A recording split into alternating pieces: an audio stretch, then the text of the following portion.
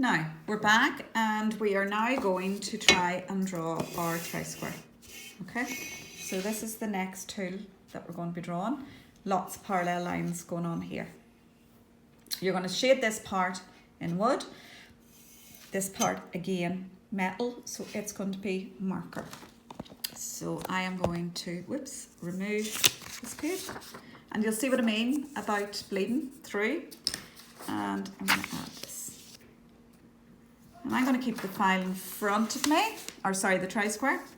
And I am going to start by drawing the wooden part first. So that is the angle that I'm drawing it at.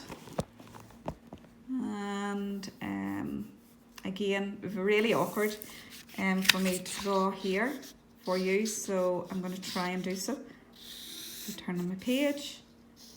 And I start by just drawing a rectangle at an angle, but it's my page set angle, not my hand.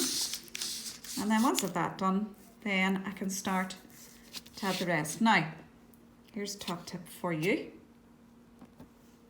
You've drawn that, now come straight down. Straight down. And then we're going to be parallel. Straight down.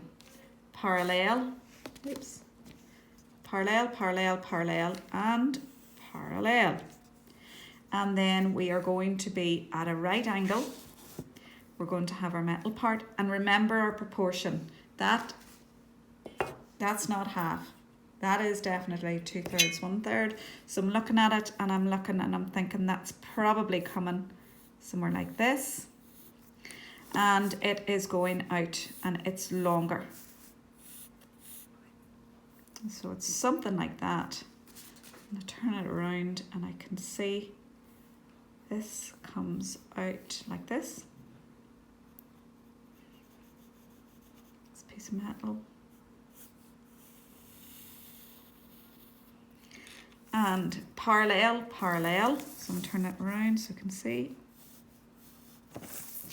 And if you draw it and you're not happy with the proportion, you can just keep going and then rub it out when you get it right, rather than rubbing it out and going at it again. And then straight down, tiny wee bit straight down. I'm going to exaggerate this thickness. This is called material thickness. I'm going to exaggerate it slightly. Oops. And we're going to go into here. Oops. Okay, you will do the same thing. You'll colour this with colouring pencil, brown. So it's the same principle as before. I'm not going to repeat that. You should know about how to use your colouring pencil by now. And again, same principle with the marker. Chiseled edge is all you really should need for this. And same principle, keep the ink wet. Decide on where your white line's going to be. And try and stick to that.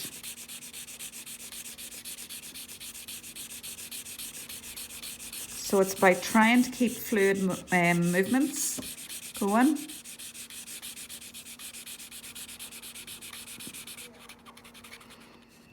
Okay, and then same here. So once you decide on the first bit, you're grand. And there's all sorts of tricks you can do. If you find that you go into your wooden piece, you can always, trace that wooden piece again.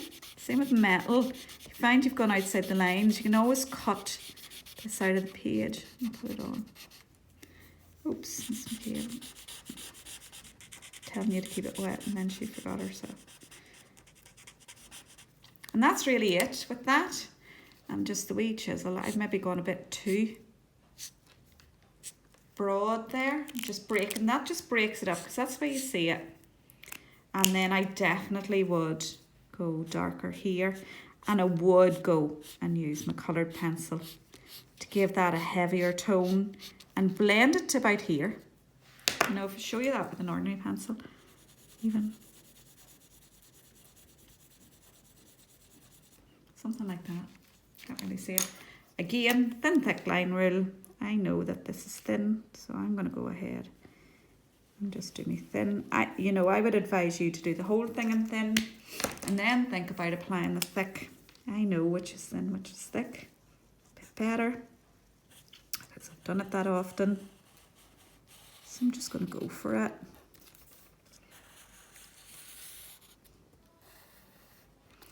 And we can go back with a bit of white colour pencil. We'll maybe look at that another day to add some more highlights. Okay, and that will be your tri-square, and that's all shaded.